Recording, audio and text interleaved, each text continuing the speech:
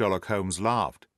"Here is the foresight," said he, putting his finger upon the little disc and loop of the hat securer.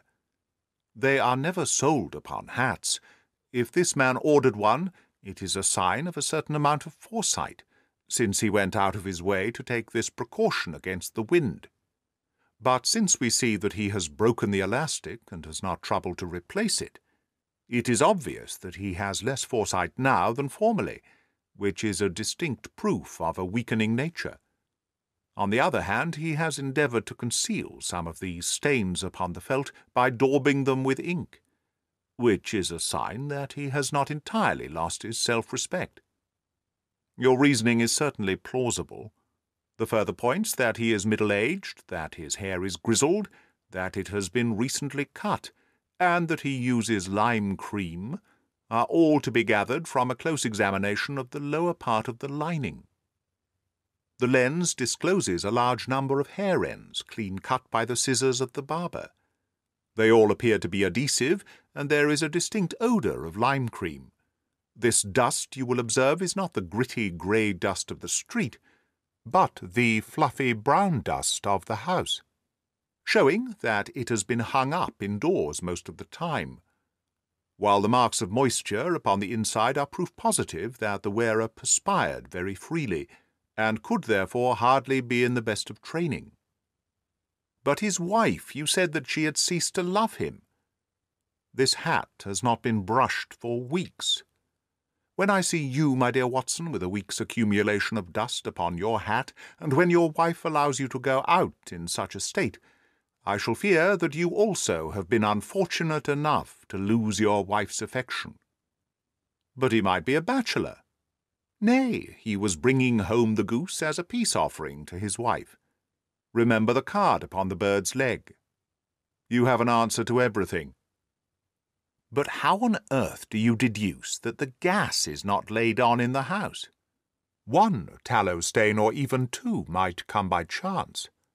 But when I see no less than 5, I think that there can be little doubt that the individual must be brought into frequent contact with burning tallow, walks upstairs at night, probably with his hat in one hand and a guttering candle in the other. Anyhow, he never got tallow stains from a gas jet. Are you satisfied? Well, it is very ingenious, said I, laughing, but since, as you said just now, there has been no crime committed, and no harm done save the loss of a goose, all this seems to be rather a waste of energy. Sherlock Holmes had opened his mouth to reply, when the door flew open and Peterson, the commissionaire, rushed into the compartment with flushed cheeks and the face of a man who is dazed with astonishment. "The goose, Mr. Holmes, the goose, sir," he gasped. "Eh? What of it, then? Has it returned to life and flapped off through the kitchen window?" Holmes twisted himself round upon the sofa to get a fairer view of the man's excited face. "See here, sir. See what my wife found in its crop." He held out his hand and displayed upon the centre of the palm a brilliantly scintillating blue stone, rather smaller than a bean in size, but of such purity and radiance that it twinkled like an electric point in the dark hollow of his hand. Sherlock Holmes sat up with a whistle. "By Jove, Peterson," said he, "this is treasure trove indeed. I suppose you know what you have got." "A diamond, sir. A precious stone. It cuts into glass as though it were putty. It's more than a precious stone. It's the precious stone." "Not the Countess of Morcar's blue carbuncle," I ejaculated. "Precisely so.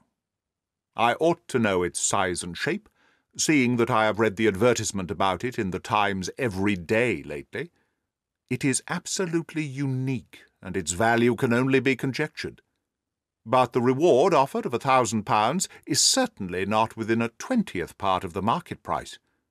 "£1,000? Great Lord of mercy!" The Commissioner plumped down into a chair and stared from one to the other of us.